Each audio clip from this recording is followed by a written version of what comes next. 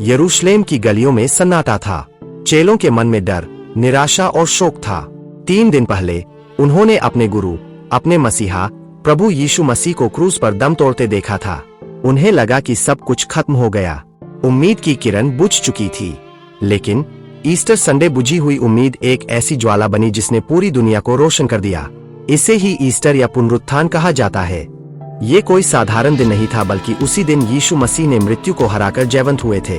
Bible बताती है कि सप्ताह के पहले दिन तड़के, जब सूरज अभी निकल ही रहा था, मरियम मगदलीनी और अन्य महिलाएं कब्र पर गईं।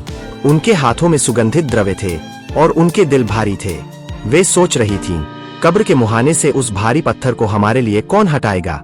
जब वे पहुंची तो उन्होंने देखा कि पत्थर पहले से ही लुढ़काया हुआ था और कब्र के भीतर स्वर्गदूत बैठा था। उन्होंने कहा, तुम जीवित को मरे हुओं में क्यों ढूंढती हो? वो यहाँ नहीं है, परंतु वह जी उठा है। ये वचन लूका 24:5-6 पद में पाया जाता है। यह सुनकर वे महिलाएं कांपते हुए और आनंद से चेलों को बताने दौड़ी। इसके बाद यीशु ने स्वयं को मरियम को, पतरस को और फिर अपने सभी चेलों के सामने दर्शन दिए। उन्होंने उनके साथ खाना खाया, उन्हें अपने घाव दिखाए और साबित किया कि वह कोई भूत नहीं है, बल्कि साक्षात जीवित परमेश्वर है।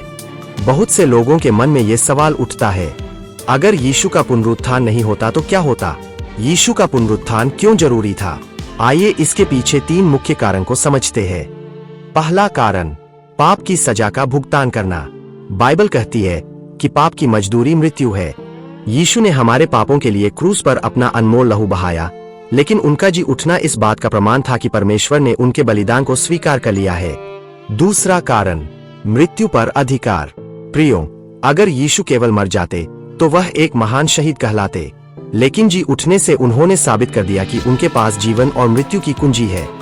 उन्होंने मृत्यु के डर को हमेशा के लिए खत्म कर दिया। तीसरा कारण, हमें नया जीवन दिया। प्रियो, उनका पुनरुत्थान हमें यह गारंटी देता है कि जो कोई उन पर विश्वास करता है, उसकी कहानी मृत्यु पर खत्म नहीं होती। जैसे वह जी उठे, वैसे ही हम भी उनके साथ अनंत काल का जीवन जिएंगे।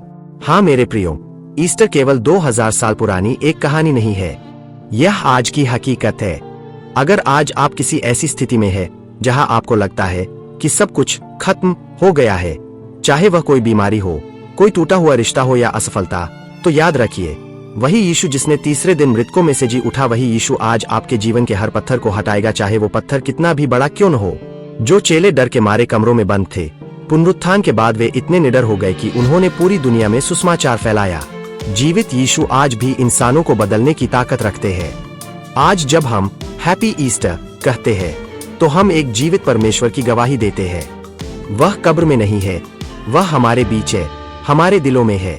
आइए आज हम अपने जीवन के पत्थरों को हटाने के लिए प्रार्थना करें और उस नई शुरुआत का स्वागत करें जो यीशु मसीह ने हमारे लिए तैयार किया है।